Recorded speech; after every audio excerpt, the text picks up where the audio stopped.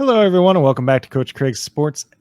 And we are back with another 2021 team preview. This time it's going to be the 2021 team preview for the Buffalo Bills. Once again, I'm not by myself, not going to go down that whole long spiel once again, but I do have a very special guest on here, a good friend of mine. So I'm going to let you introduce yourself.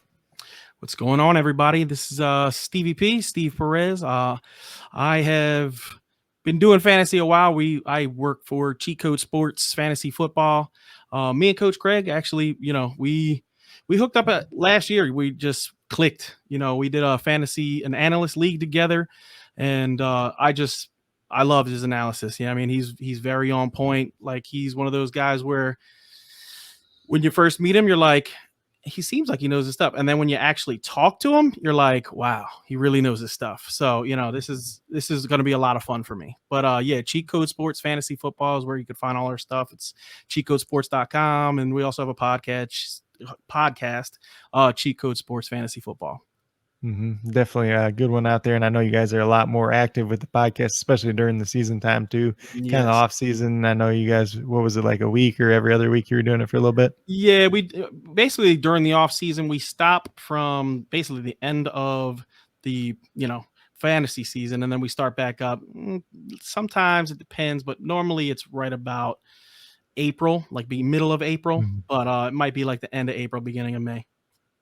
Yeah, no, we did that one little episode together right before the NFL draft. Yeah. Yep. Yeah, that was fun. Yeah, we did a mock draft for the actual NFL draft. That was a lot of fun. I like that a lot. That was a lot of fun. We'll have to get back on and do that again next year, but we'll get started with the Buffalo Bills a little bit here. This is your favorite team, so I don't know if I know a lot of the other Bills fans, but you were a good one to pick, obviously. And once again, these are all going to be the ECRs and the ADPs from Fantasy Pros, half point PPR. All these were updated as of this morning, so they're pretty up to date. So we got Josh Allen at quarterback. He comes in at expert consensus ranking 2, ADP quarterback 2 as well. So pretty consistent there across the board between the experts and the actual people out there.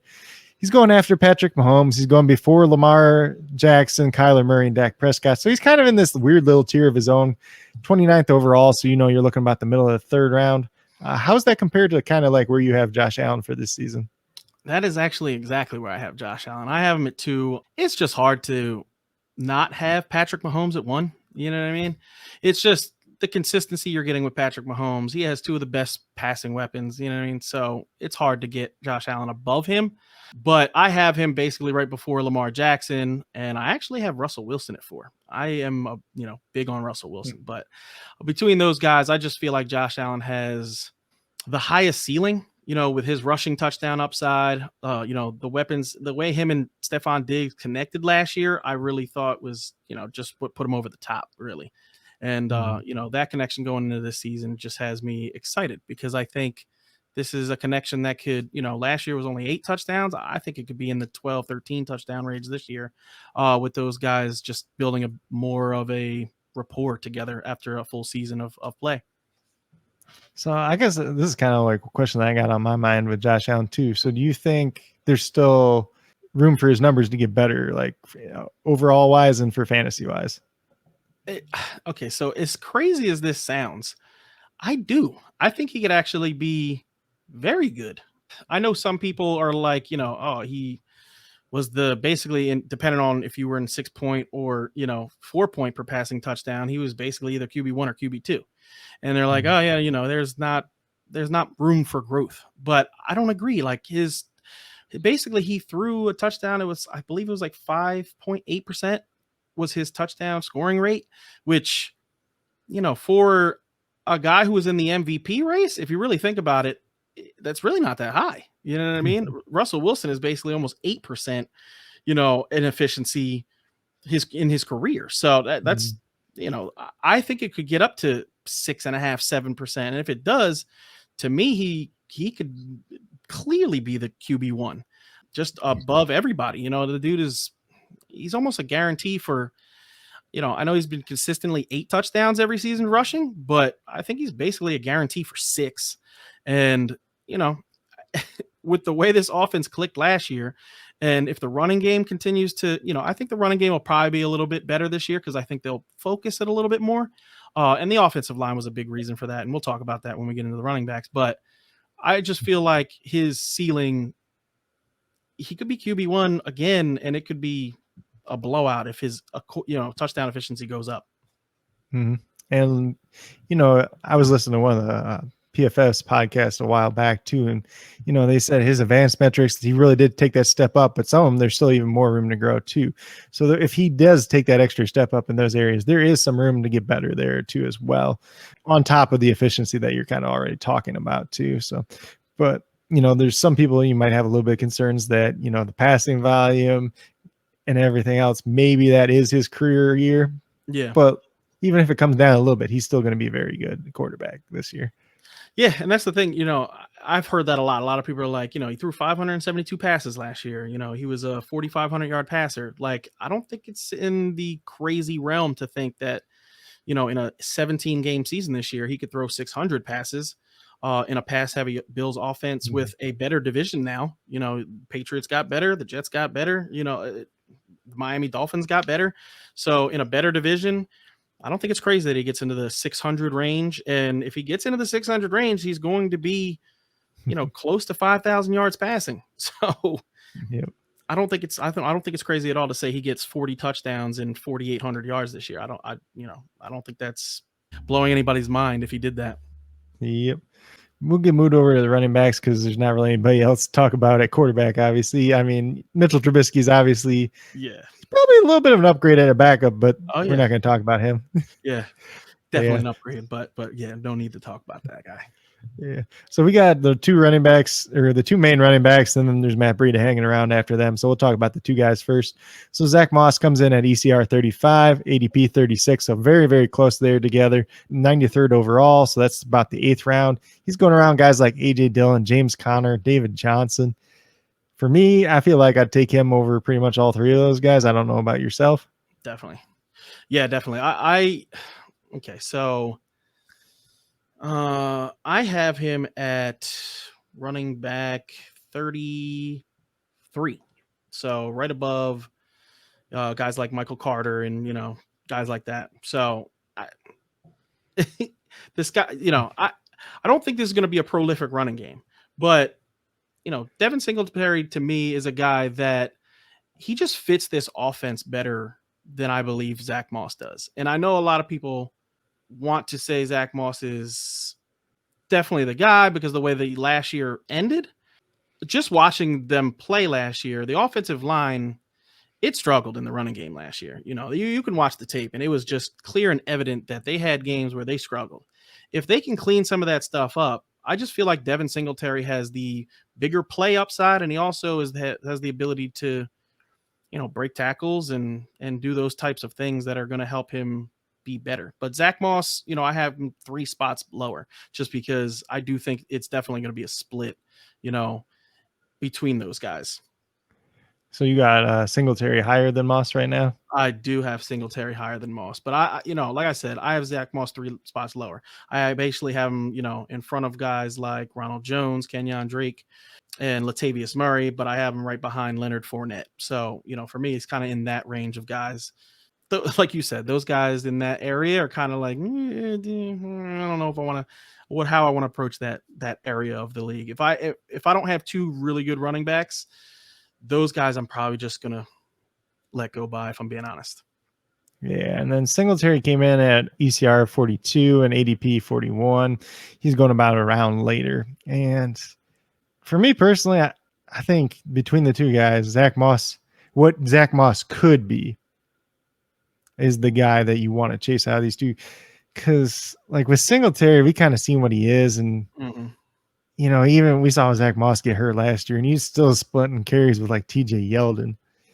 So it's just like at this point, like it's okay. So if Moss goes down, he's pretty much still just an RB3, a flex play at that. And he doesn't have the touchdown upside. So you're just hoping he catches a decent amount of passes in a week to be valuable. So like Moss, he has the potential to do it. Obviously his biggest thing is staying healthy. Yeah. Because he's the guy that could get the touchdown upside. He can catch the ball a lot better than most people actually think. Yeah. And he's probably better in pass protection too. So he's one of those guys I don't mind taking that shot on in like the 8th round, especially if I punt in running back early or just looking for a guy to take a flyer on. I think he's maybe this is the case for both of them, but I don't even know if I take Devin Singletary in best ball at all. But I think Moss, the best place for him might be in best ball overall. Yeah. Like I said, to me, so Zack Moss, coming out of Utah, I really had high hopes on Zack Moss when we drafted him. I just thought he was kind of a bruising back, like almost similar to Frank Gore that we had the season before. And I thought he could, replace that role in Frank Gore. But what I saw from him last year, he looked really hesitant running through holes. He was just, I don't know if he didn't, because like I said, the offensive line wasn't good last year. I mean, there was a lot of plays that you could just clearly see the offensive line was getting pushed into the backfield. And, it's just really hard to even establish a running game when there's defenders, 2 yards in the backfield. It's just not going to happen. I think he's definitely the better power runner, but I just don't think this Bills offensive line is built for a power running game.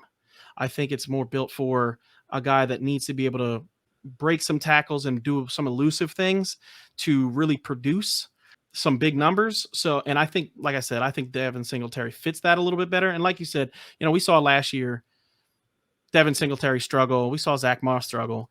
And I think this year they put more of an emphasis on the offensive line blocking the run better. I keep up with the Bills, obviously, and they have definitely made it an emphasis to have those guys moving piles, just constantly trying to get the run game even established a little bit, because last year was just almost non-existent.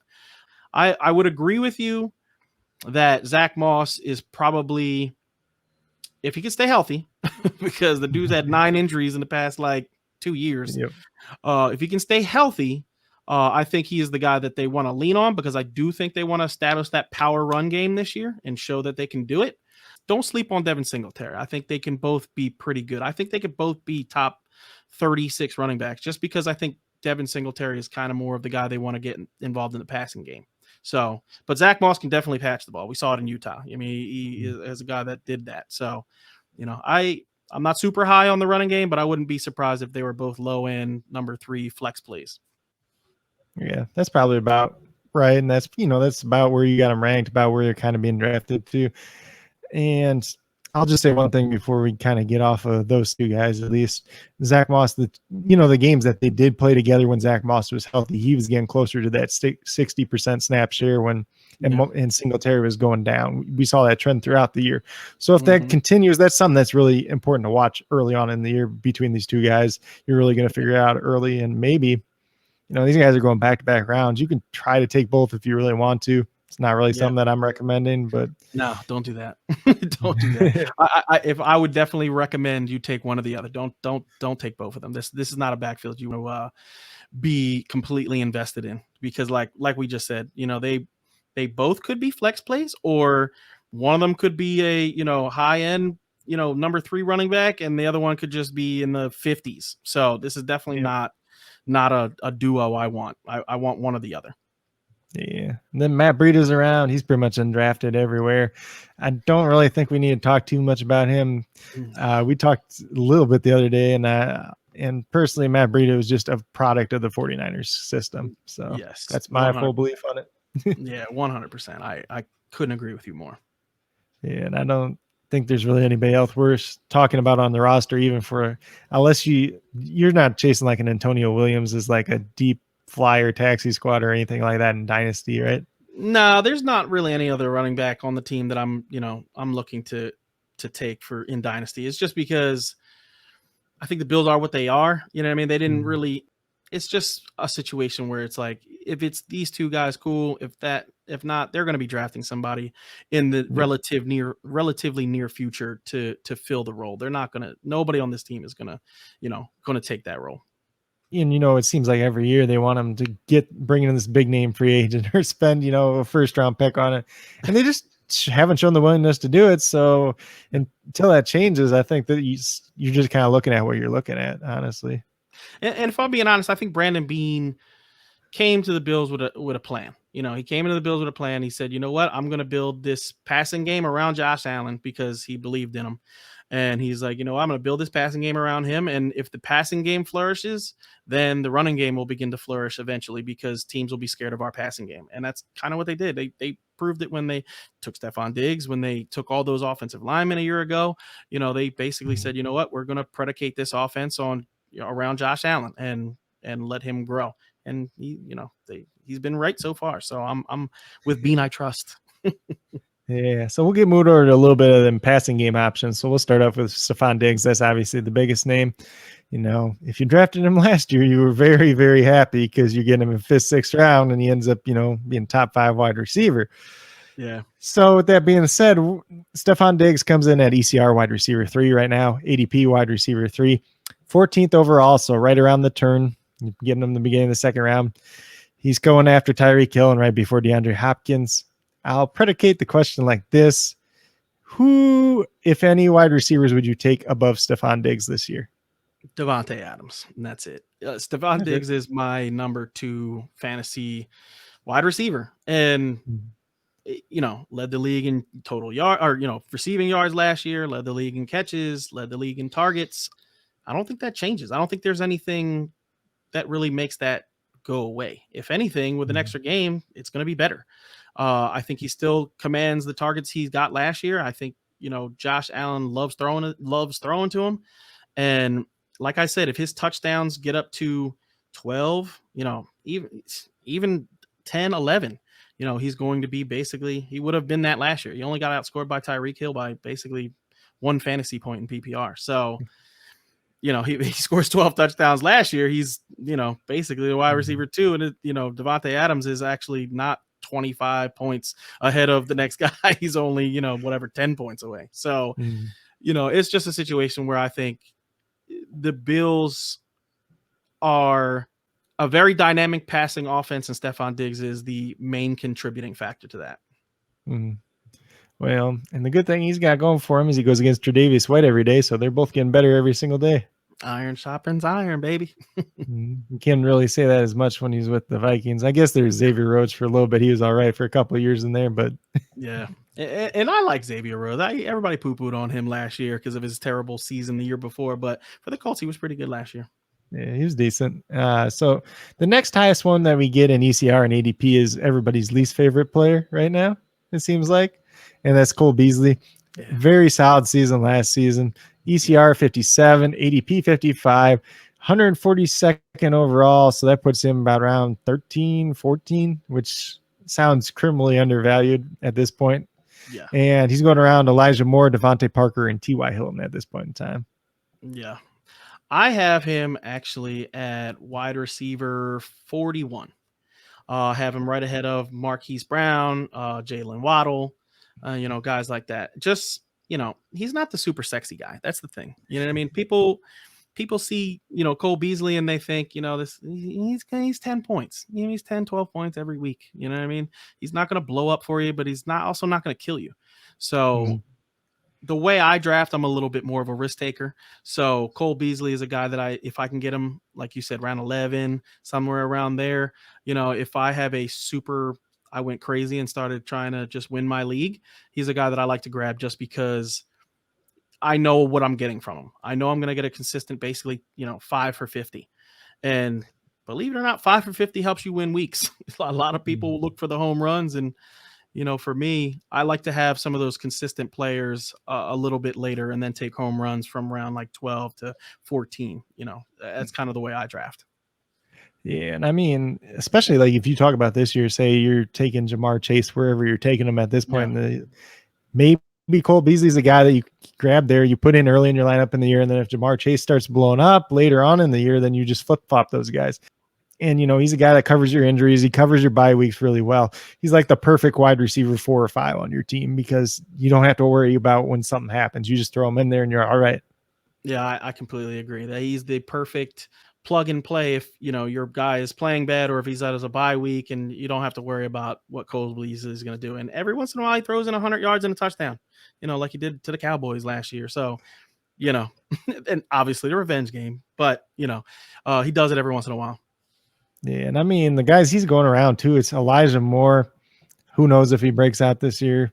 Devontae Parker, they added 2 other weapons and they're right next to him. So not really excited about him. I think he's like way too high in like ECR and ADP right now. I don't get it, but that's a whole nother story.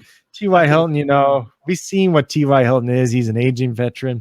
He had 3 games last year that were against the Texans and the Raiders. Otherwise, he hasn't done anything since Andrew Luck's retired. No. Yeah, T.Y. is a guy I have very low. I have him in I think it's like 78. I'm basically telling you, don't take T.Y. Hilton. Yeah. And just the guys that he's going around, you can get a Cole Beasley, you can get a safe guy, you can get some of these upside plays like a Darnell Mooney or somebody like there's just exactly like why there's no point of it. I just see I see guys take them and I'm thinking like Michael Gallup's still there. Sterling Shepard's still there. Jalen Reagor's still there. And even though, we're not hearing great things about Jalen Reagor, but guys like that, it's just, I'd much rather have those young guys that, especially like a Michael Gallup. A lot of people are just so down on Michael Gallup. And it's like, you would rather have T.Y. over Michael Gallup? Really? Because how does that work? So that's how I feel.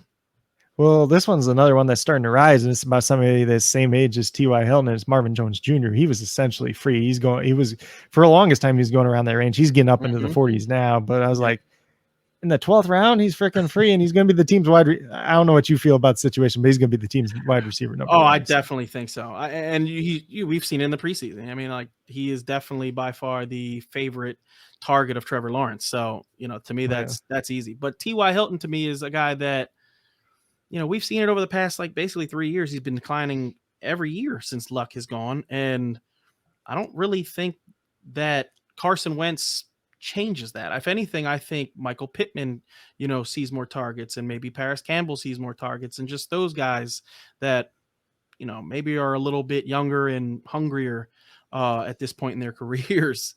So T.Y. is just a guy that, I don't draft. I just stay away from T.Y. Well, the fourth guy you didn't mention there too, Zack Pascal. He's been second on the team in targets 2 straight years, 70 plus targets. So the forgotten Colt.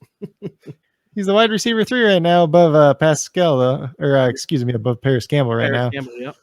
Best ball. He's my best ball darling because you just get him in the 20th round. And he's going to have a 2 touchdown week sometime. Exactly. I can't tell you how many times over the past 2 seasons. Yeah, 2 seasons I've gone on my, different things, and I'm like, man, this is Zack Pascal. He's there. Yep, he's there, and I pick him up and I get him off waiver wires for $1, and it's like I can throw him in, and he's basically Cole Beasley. He's going to give me 10 points. You know what I mean? And people don't realize it. They just, he's not the super sexy name, so they just leave him there on the waiver wire, and he helps you out.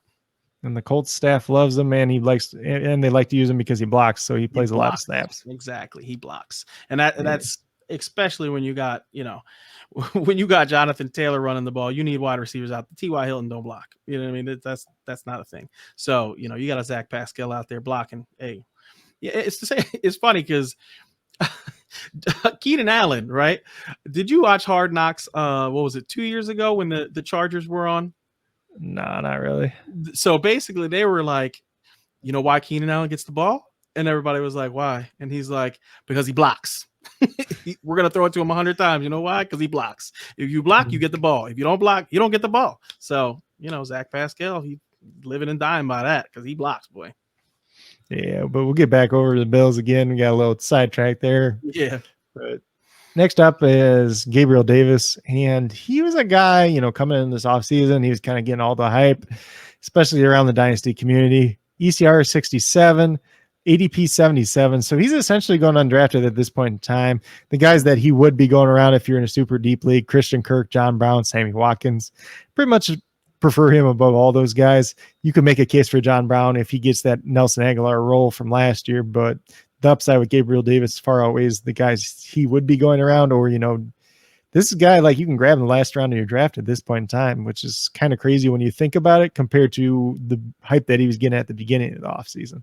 Yep. So I basically have him also at 77. I have him ahead of Amari Rodgers and Preston Williams, and I have him right behind Russell Gage. So a guy for me that, and I was telling people last year, he had some big plays last year, but he also had a lot of drops. He had a lot of, you could tell he was not on the same page with Josh Allen. There was a couple of times where Josh Allen was he walked into the huddle and he's patting him on the head like, hey man, like you ran the wrong route there, bro. Like where were you? You know what I mean? You can clearly see it. So I think he has a lot of growing to do. I think, in Dynasty is definitely a guy I would take, because I think maybe starting next year, or, probably starting next year, he could be somebody who's relevant in the passing game. But I don't think it's a coincidence that, they brought in Emmanuel Sanders, to kind of coach him up, because Emmanuel Sanders, the one thing Emmanuel Sanders is great at is running routes and being able to get open. And that's what Gabriel kind of struggled with last year. If it wasn't a deep pass down the field, he basically wasn't doing the things that you need to do to get open in the NFL. So who better to bring in than Emmanuel Sanders, a guy who's been in the league for 14 years and is one of the best pure route runners in the NFL. So, I loved when they brought him in. I really thought that was going to be a good thing for Gabriel Davis and, help him mature. So I really like Gabriel Davis in the future, but for this season, not a guy I'm taking in redraft. Yeah, he's kind of like that guy that, if it's the last round of the draft, if there's nobody else better that has that high upside, I'll take a shot on him. But even like what you said with Emmanuel Sanders, I think that's the perfect guy to come in, bring in a veteran presence, kind of teach him the ropes and really help him mold his game too. And at the same time, they're both guys that kind of went to smaller colleges too. So they had similar experience. So he can tell you, hey, this is what I went through as well. Yep. And even when you're kind of talking, when you're talking about Gabriel Davis, it reminded me a lot of Michael Gallup's first year, where he's kind of got them deep targets. He had a lot of drops, similar type of thing. Michael Gallup did have a little bit higher draft capital too as well. So hopefully we kind of see the career progression, favorable for Gabriel Davis. But like you said, Dynasty definitely taking a shot on. Redraft, if there's nobody else better there with higher upside at the end of the draft, take a shot on him. But he's probably a guy that you could pick up on the waiver wire at some point in time. Emmanuel Sanders kind of falls into that same category, going at ECR 68, ADP 64 if he's drafted at all. So do you think he plays much of a role on this team, like right away, or maybe early on and then it kind of fades out? Yeah, I think that's probably the way it's going to end up happening. I think he could be used heavily in the beginning of the season, and then towards the end of the season, I think he probably fades off a little bit, kind of like what he did with the Saints last year. You know what I mean? There was, after Michael Thomas went down, he had, that couple of games where he was pretty good, and then he had those like 4 games in a row he was basically non-existent. It seemed to me like he was very hit or miss that last year, and I think he's probably going to be the same way this year. I actually have him ranked at 66, and that's right in head of Denzel Mims and AJ Green, and I have him right behind Darius Slayton and Elijah Moore. So Elijah Moore, just to mention him for me, I know he's the darling of the Jets camp, but for me, I have to see it first, and he's not been healthy to see it. So, until I see it first, I'm going to be having him ranked lower than most people. But yeah, I just feel like Emmanuel Sanders is a safe guy that you can take if you need a guy. Let's say you took a Michael Thomas and you need somebody to get you some points. I think Emmanuel Sanders could be a guy that contributes early in the season, and maybe a guy you can take super late and he helps you out a little bit before Thomas gets back in the lineup. Yeah, and even kind of like you were talking about him fading out kind of last year. He did it 2 years ago when he went to the 49ers, came over, kind of played all right for a couple games, and then Deebo Samuel really took over after that too. So it's kind of 2 years in a row that we've seen it. He's just not like it. He kind of falls in that T.Y. Hilton category for me. Like he's just kind of that aging veteran I don't really want to touch per se. I think that Dynasty startup draft that we did together with Josh and them guys, it was like the 22nd round. I'm like, shit, I'll just take a shot on him, because if he does anything, I can trade him for a 3rd round pick at least, Exactly. Let him blow up the first couple of weeks, and hey, there's gonna, in that league, as deep as that league is, trust me, there's gonna be guys that need wide receiver.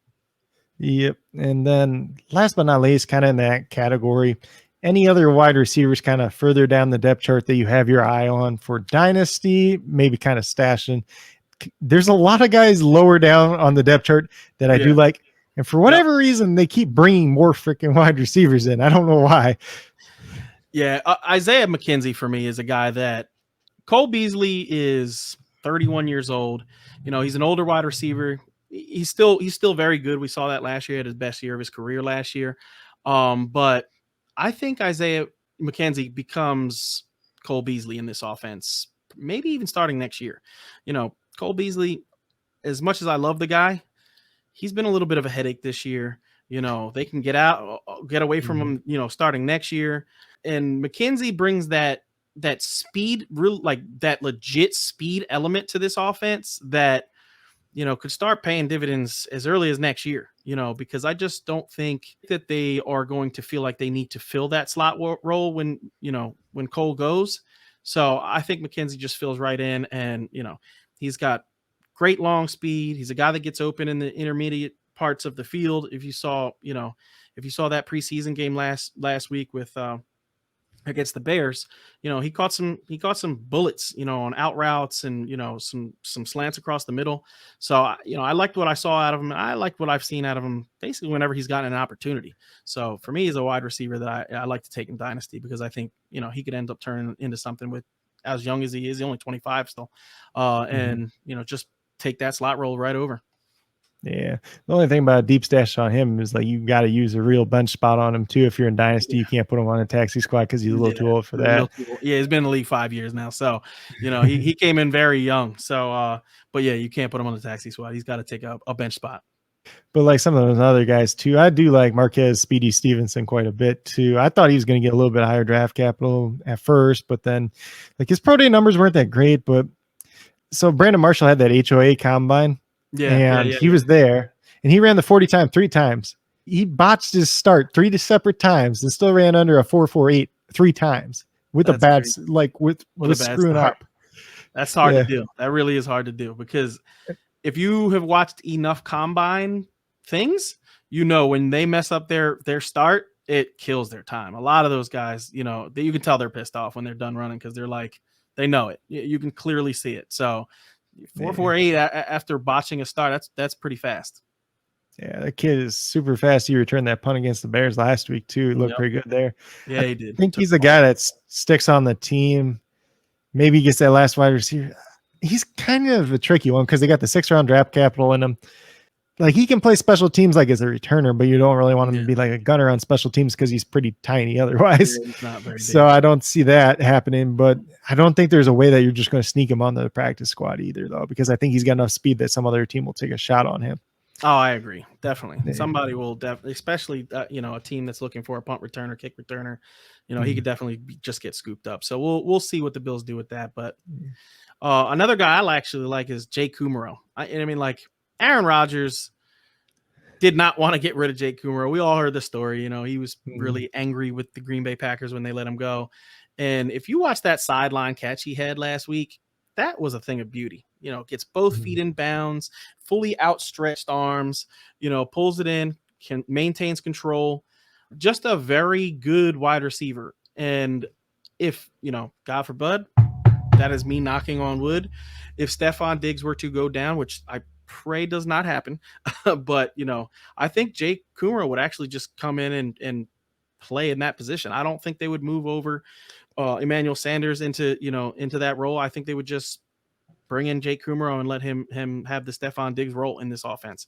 I think he's a guy that he's not gonna get you with the long ball or things like that, but he's a very good route runner and a guy who can catch, and that's going to be a big deal if any of the starters go down. He could take a role right away. So in Dynasty, I would take him in the later rounds, maybe just as a dart throw to see if something were to happen, because like we did that. We told you guys about the analyst league we're in. Jake Kumaro is actually on the waiver wire, which is surprising, because in that league what was it, 52 rounds? It was, I don't know anymore. It's been a little while, but dude, that roster was humongous. But yeah, a guy that I would pay attention to. You may not have to draft him. You definitely don't have to draft him, but a guy that you would pay attention to see what's going on. Yeah, and he's a guy that every time he's been waived, he's been picked up by a team. So immediately. Yeah, because the Bills even got rid of him last year. The Saints picked him up right away, and then Bills picked him right up after that. Fun fact: do you know who his cousins are? No, I don't. The Bosa brothers. Really? Mm-hmm. I had no idea. That's crazy. I didn't know that. And then Kumaro's dad also played in the NFL, but he was kind of a bust because he was drafted compared to Jake. So, but some pretty good family there. But Yeah. Just watch his tape. I think he pops on tape every time I see him, even when he was with the Green Bay Packers. He was a guy that I used to like to watch his tape. I just think he's I think he's a very good route runner. Maybe not the fastest guy in the world, not the quickest guy in the world, but a guy who can get open and very reliable hands. His biggest thing with the Packers is he kept getting hurt. He made a really nice catch the one year when he was going to make the roster for sure. Yep. And he fell right on his shoulder and like dislocated his shoulder. And that was like the end of that. And then it was I think it was the next year after that in camp, when Aaron Rodgers is hyping him up and then they're like, bye-bye. Yeah. We're going to keep Darius Shepard, who's terrible, over you instead. That's the way the Packers have run. I'm so happy I'm not a Packers fan. Like I really am. Because you have to be pulling your hair out if you're a Packers fan with the way they've run this team, over the past couple of years. Like, just get Aaron Rodgers a weapon already. Well, go to the NFC's championship 2 straight years and make your team worse every single year. Yeah, it doesn't make any sense. And then, without going too far down the road, Aaron Rodgers is not going to be there next year, and Devonta Adams is not going to be there next year. That's pretty much a guarantee at this point. That's terrible. That's terrible that the team has, pushed those guys to that point. But poor Packers fans. I'm sorry for you guys. Yeah. But that's pretty much it for wide receivers. I mean, there's guys like Isaiah Hodgins, who I did like a little bit. I even like Duke Williams, but he's on IR again, too. Yeah, he's been all right when he plays, but he's just so buried anyways. But, I like the guys they bring in. It's the worst part about it, but they just have 8 of them. I know.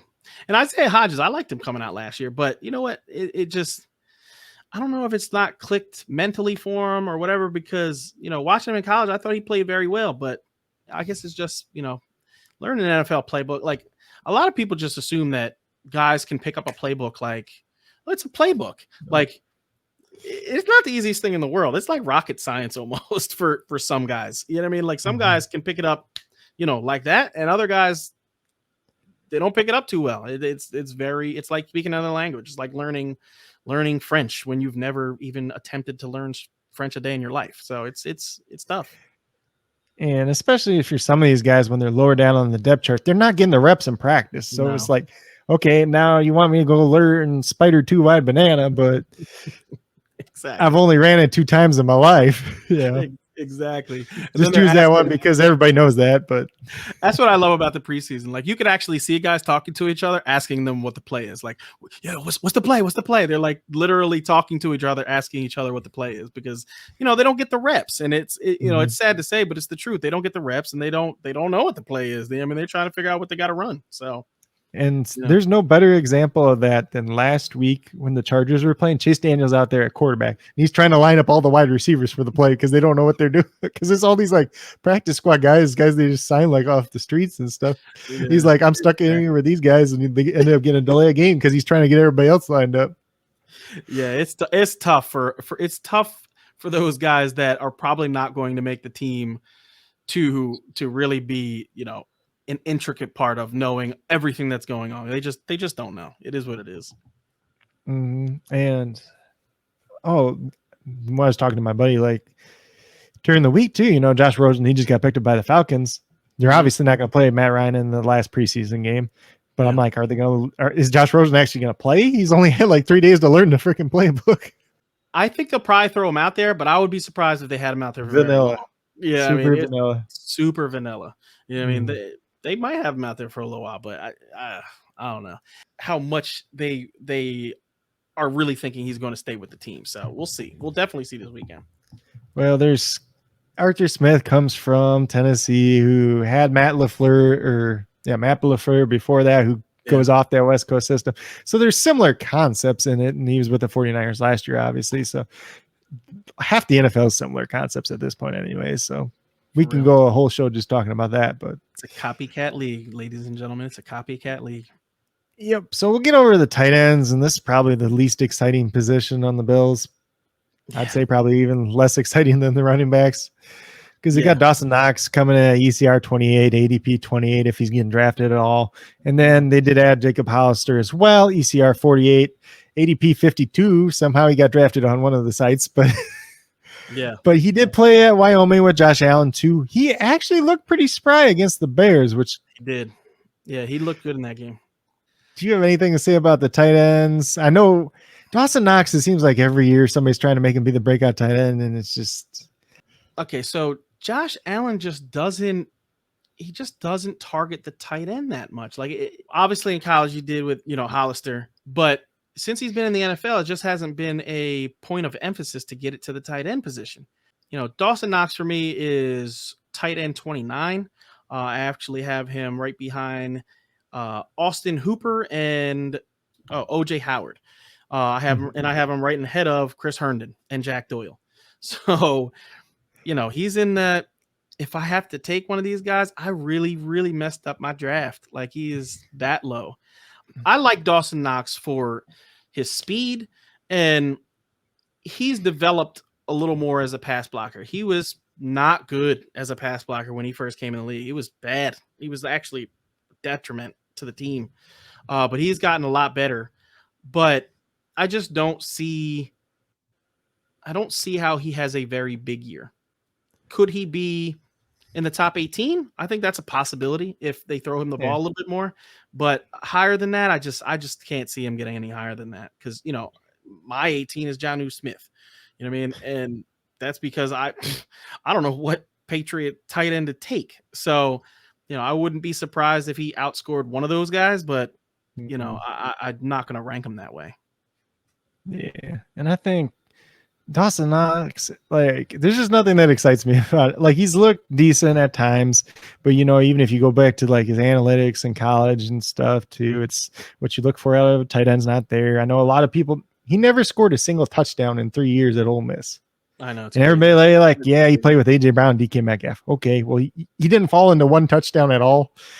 I get Jordan Ta'amu threw for, like, 3,500 yards the one year, but he only had 19 touchdowns somehow. That's a whole nother story. But that was crazy. I would not be surprised if Jacob Hollister surpasses him at some point this year, just because of his familiarity with Josh Allen. If he has that trust, they're going to put him out there on the field. And I know, like you said, going back to college, that was like the last time you really threw the tight end. It's the same tight end, but Jacob Hollister was the second best pass catching option on that team. Yeah, the first one, oddly enough, is also on the Bills too with Tanner Gentry, but he just hasn't done anything in the NFL, even though he looked pretty good in college. He hasn't looked bad in the preseason. This, and they're talking about him in camp. I don't know if he makes the team, but they've been talking about him in camp a little bit, doing some things. And we all know Josh Allen loves him because Josh Allen has talked him up a couple of times in interviews. So I think that's him just trying to get him to make the team. But that's my boy. That's my boy. Yeah. Like I said, like we were talking the other day, I'm like, I'm surprised they didn't bring Brian Hill in too. Oh man, get the whole Wyoming reunion. But you'll have everybody there. For as much as people talk about that Josh Allen didn't have any talent at Wyoming, there's still 4 other players in the NFL from that offense. Yep. And the center that was on the Wyoming team is actually the starting center for the Washington football team too. So there was a little bit of talent there. It wasn't as bad as some of these other guys coming out, but and they were playing lesser competition. But yeah, nowadays, especially at the quarterback position, like guys, they go to camp at like 12 years old. They go to NFL camps at like 12 years old, learning from NFL players. So it's not like it was, when Peyton Manning came in the league. Peyton Manning came in the league and basically, he got killed his rookie season. I mean, we all saw that. I mean, now in the NFL, there's all kinds of camps you can send your kids to. Cam Newton throws a camp, and every NFL player almost throws a camp that they're teaching kids how to play quarterback. So it's just completely different than it was even 10 years ago. Yeah. And even like you talk about with that too, we've been seeing a lot of movement towards that too, where we're going, it's getting more offense oriented. Obviously everything favors the offense in general, but now you're seeing all these better athletes play quarterback, all these better athletes play wide receiver too. That probably didn't a while ago. And it's going to be hard on NFL defenses in a while here too, because all these 3 wide receiver sets. The Bills are one of the teams that play the most. Cardinals are way up there too. Yep. The league's going towards that, and it's hard to get 3 good corners on the field. It really especially because if the corner, when they're younger, if they're any good at all, they're playing wide receiver if they can catch the ball at all. Yeah, yeah, and that is a big deal. That is a big reason why you don't have like how many, if you really think about it, how many really good slot corners are there? 4? You know what I mean? Like, maybe Might be 4, 3. You know what I mean? So it's just event, and that's what the NFL wants. Let's be honest. That's what the NFL wants. The NFL wants 35, 38 games. Like they want those big high scoring games because guess what? 3 to 10 doesn't sell. So, let's get these quarterbacks and wide receivers and everybody, blowing up so that we get those huge scoring games so we can sell tickets. Yeah. So I have a love-hate relationship with this Bills offensive line. Like, okay, so on the one end, I love that they keep Josh Allen upright and safe because obviously I'm a Bills fan, so I don't want my quarterback getting killed. And they did a very good job of that last year. But in the running game, there were some games where this team was just not very good at running the ball. And it was the offensive line's fault. Like, it was clearly the offensive line's fault. So just going through the offensive line real quick. We got Deion Dawkins, John Feliciano, Mitch Morse, Daryl Williams, and then Cody Ford's supposed to be back this year. And I think he looked pretty good in the preseason. At least he might be one of those guys that's more important if you're trying to run the ball. Yeah. He's pretty big and beefy. Yeah, he's much better run blocker than he's a pass blocker. And that's kind of why he lost his job last year, because he was not doing a very good job of run blocking. They kept him out there. There was a couple of times in games where they took him out, obviously, because he just was not doing a good job. And another guy I have a love-hate relationship with. Like, coming out of college, I thought he was going to be great. And, I was like, ooh, we have a right tackle finally. And it just didn't work out. It just did not work out. And they moved him. They kicked him to guard. And he's not progressed the way I would like. But, like, this is his third year. So I'm still giving him the benefit of the doubt, thinking, this guy can grow with the offense and maybe, just maybe, it clicks for him, because that's kind of the way offensive line works. You know what I mean? Like, the biggest thing about offensive lines, I think people realize, is playing together. Like, the hardest thing is because there's so much movement in the NFL, these guys don't play together like for years and years and years. So when you can have that, it's definitely a situation that is much better. But, Cody Ford at right guard, I think, could become something very good if he develops the pass blocking just a little bit better. Yep. And he's been one of them guys, he's really dealt with injuries too. So that's kind of knocked him down a little bit. Kind of looking beyond him, they did take Spencer Brown in the third round this year too, as a guy crazy measurable at his pro day for an offensive lineman, 6'8". This is a guy that played 7-on-7 football in high school. And I was trying to figure out, like, because my dad's a big Iowa Hawkeyes fan, so I'm like, how did Iowa not recruit this kid? Like, just playing in some small town in Iowa or whatever, because he went to the University of Northern Iowa, which is an FCS school. And you got to give their strength and conditioning coach a lot of props, because what he did with him and what he did with Ellerson Smith is just ridiculous. Like, you look at the before and after pictures when Spencer Brown first got there, and now it's just crazy. But this is a kid, if he develops right, he can be a very good offensive tackle in the NFL. And he looked decent in the preseason against the Bears when he was in there for Dawkins, who's had a little bit of, did he have COVID or what was it exactly? I don't remember off the top of my head. I can't remember if he was one of the guys that had COVID. I think he was. I'm pretty sure he was out for a couple of, I think it was like 5 days with COVID. So, and I don't know if he was a close contact or if he actually was diagnosed. I think he was a close contact guy, but there's been a bunch of Bills that are close contact guys.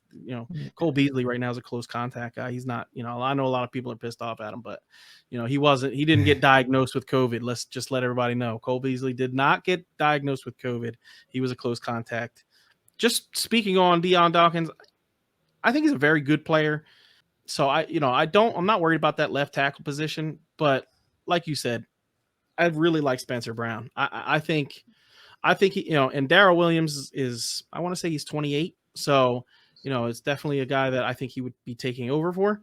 It would be Daryl Williams. And I like what Daryl Williams did last year, but we saw what he was with the Panthers. He struggled with the Panthers, and it would not surprise me if, something were to happen and he would start struggling a little bit again. Spencer Brown, I think, was a great insurance policy for either Dawkins or Williams. And, like you said, 6'8", just a big, big dude, hard to move. Like you saw what he was in college. He was just manhandling people. So I like what I saw. But then, they got that. I can't pronounce his last name. Mike Bettinger, right?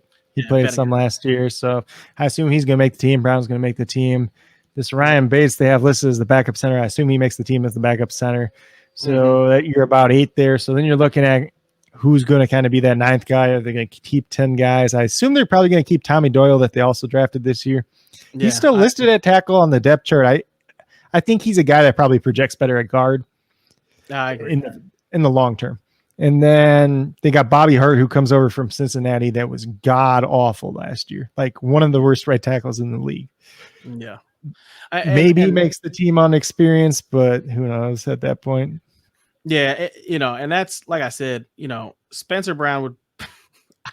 I pray that Bobby Hart never has to see the field because, like you said, with the Bengals last year, it was bad. Was it him that actually got Joe Burrow hurt? I'm pretty sure it was him that led up the sack that got Joe Burrow hurt.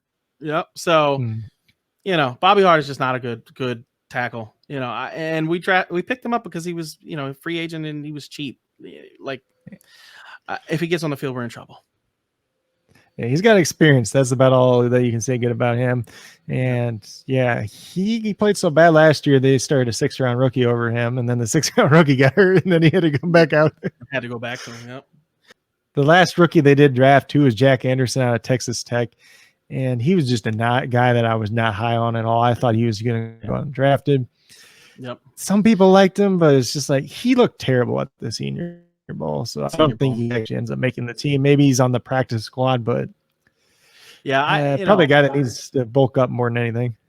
Yeah, definitely. He's 314, 6'4", 314. So the thing with Jack Anderson, they took him in the 7th round. I think they just wanted to get a look at him more than anything. And I would be surprised if he makes the team. I agree. He probably might be a practice squad guy, or maybe some other team wants to take a chance on him, but I don't think he makes the 53. That's pretty good on the offense line, though. Do you have anything else in general to say about the Bills? Anybody else you want to highlight on the team, even if it's on the defensive side of the ball, too? On the defensive side of the ball, I don't know if you guys do IDP or, if you guys do play IDP. Matt Milano is a guy that, okay, so 2 years ago, he was amazing in IDP. And then last year, he kind of fell off a little bit. But I do think Matt Milano is a very good will linebacker. He's just, he's one of those guys that does everything well. He tackles well, he covers well, he's always around the ball. So a guy that I like drafting in IDP leagues. Tremaine Edmunds is obviously a top 6, linebacker, middle linebacker in IDP leagues formats. And then really the only other person on, for IDP purposes that I would take off of this team is Jordan Poyer, because Jordan Poyer is one of those, is one of those safeties that he fills the stat sheets. He's always in there, tackling running backs, tackling tight ends, doing those kinds of things. And Micah Hyde is more of the, move around the field and get interceptions guy more than a tackle guy. So, other than those guys, I'm not really drafting anybody in IDP leagues, off of this team. Tyler Bass, I think, is actually a pretty good, kicker. If you guys need a kicker, I think Bass can have a good season, just because I think this team is going to score a whole lot. I like a lot of the rookies they brought in on defense too. Greg Rousseau, I love that dude. I love me some Boogie Basham though too.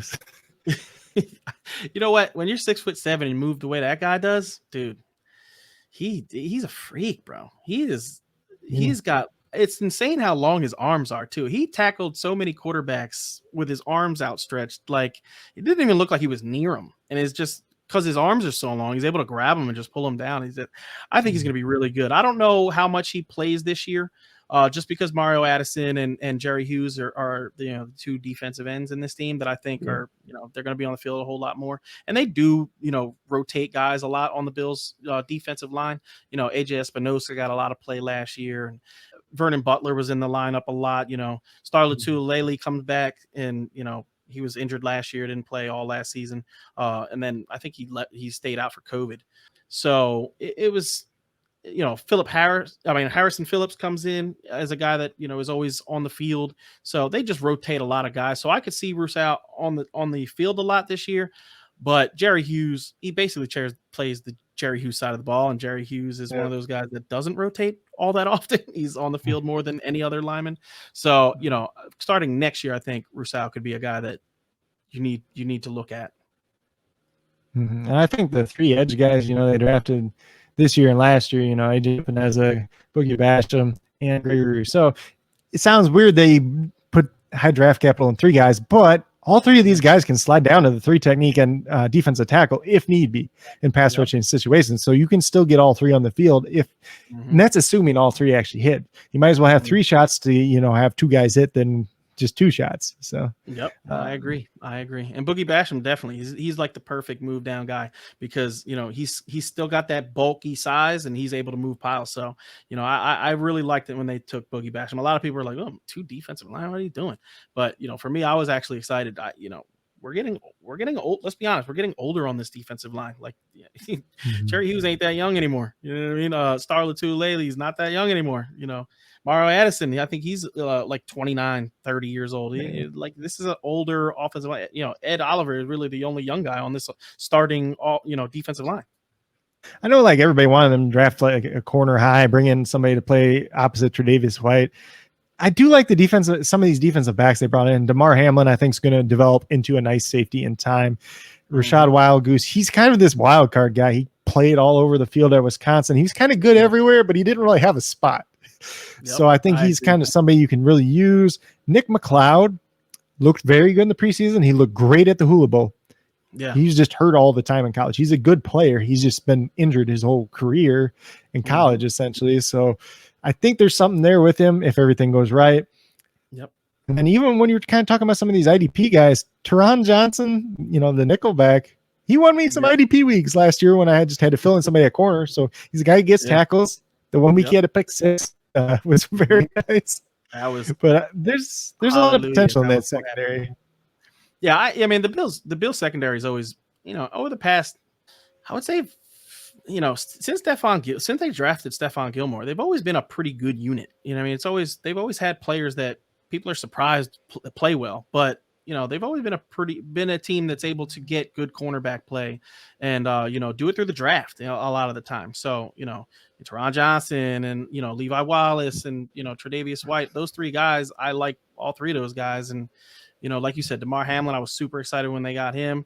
Rashad Wagoose, like I don't think a lot of people have seen any tape on him, but when you do watch tape on him, the dude is all over the field. Like, and he's a little bit faster than I even expected him to be. Watching him on tape, I was like, damn, he's balls are thrown and he's catching up to the receivers to knock him down. So just those little things are guys that could end up being IDP players for you in the next couple of years. And if you are IDP, especially IDP Dynasty players, these are guys to look out for because, like I said, the Bills are kind of producers of good cornerback play. Yep, and even when you're looking at a team like the Bills that should be winning a lot of games too, that offers more opportunities for tackles, interceptions, pass deflections, if you count those in your league as well. Yeah, definitely. Yeah, but that's a pretty good wrap on the Bills, I think. So pretty much anything that you want to plug before you get out of here, Steve? I just want to thank you a lot for having me on, Coach Craig. I mean, you're the man. I love you, bro. Whenever I can get Coach Craig on the podcast, I'm always super excited because I always know he's going to bring it, and we're going to talk some good football. So I really appreciate you having me on. You can catch me, like I said, at Cheat Code Sports Fantasy Football Podcast, or you can go on our website www.cheatcodesports.com and find all our information. But thank you guys, and have a great rest of your nights. Are you guys doing a little bit more on YouTube again this year too, or not? I can't remember. Yes, we actually are doing YouTube. Kevin is actually handling that. So I do a podcast with Kev, my buddy K Love, and he's handling more of the YouTube stuff. But yeah, it's Cheat Code Sports Fantasy Football on YouTube. You can catch it. And we I think uploaded something maybe last week. But there's like 4 or 5 videos up there from this year, and then we have a couple of things from last year. So yeah, definitely go check it out. Yeah, definitely go check that out as well. And then you guys know, if you've been around for a while, if you haven't been around for a while, just hit that little subscribe button down below. Definitely would appreciate, it really helps build the community that we're trying to build here at Coach Craig Sports. And that's really one where we're trying to help you, the viewer, with your fantasy football teams, with your DFS, whether it's NBA or NFL. talking to all the football news as it comes out throughout the season. We talked about James Robinson getting a bump up after Travis Etienne earlier this week and that Sony Michel trade. And then talking some NFL draft prospects for the 2022 NFL draft, kind of once the season gets rolling, once we get done with some of these team previews and everything like that. But, once again, that's all we have for today's video. Hopefully you guys all enjoyed once again. And, I just want to take time to thank each and every one of you for tuning in for today. And I hope each and every one of you have a great day.